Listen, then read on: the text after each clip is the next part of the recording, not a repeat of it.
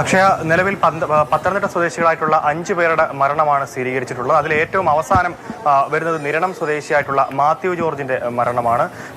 കൂടുതൽ പത്തനംതിട്ട സ്വദേശികൾ ഉൾപ്പെടാനുള്ള സാധ്യത ഡെപ്യൂട്ടി സ്പീക്കർ അടക്കമുള്ളവർ പറയുന്നുണ്ട്, ചിറ്റയം ഗോവൻ അടക്കമുള്ളവർ പറയുന്നുണ്ടായിരുന്നു. കാരണം ഈ പന്തളം പ്രദേശത്ത് നിന്ന് തന്നെ 6-7 പേര് ഈ നിലവിലത്തെ ഈ തീ കത്തിയ ഫ്ളാറ്റിൽ താമസിച്ചിരുന്നു തുടങ്ങിയ കാര്യങ്ങൾ നിലവിൽ ഡെപ്യൂട്ടി സ്പീക്കർ അടക്കമുള്ളവർ പറയുന്നുണ്ട്. എന്തായാലും നോർക്ക റൂട്ട്സിന്റെ പ്രവർത്തനം പത്തനംതിട്ട ജില്ലയിലും അതുപോലെ തന്നെ ബാക്കി ജില്ലകളിലും അടക്കം സുസജ്ജമാക്കാനുള്ള തീരുമാനത്തിൽ തന്നെയാണ് മന്ത്രിസഭ. ഇന്ന് മന്ത്രിസഭ അതിനായിട്ട് യോഗവും ചേരുന്നുണ്ട്. ഒപ്പം തന്നെ ആരോഗ്യമന്ത്രി കുവൈത്തിലേക്ക് പോയി അവിടെ വെച്ച് തന്നെ പ്രവർത്തനങ്ങൾ ഏകോപിപ്പിക്കാനുള്ള ശ്രമങ്ങളുടെ ഭാഗമായി തന്നെ ആരോഗ്യമന്ത്രി അടക്കമുള്ളവർ കുവൈത്തിലേക്ക് പോകും തുടങ്ങിയ കാര്യങ്ങളും ഡെപ്യൂട്ടി സ്പീക്കർ അടക്കമുള്ളവർ പറയുന്നുണ്ട്.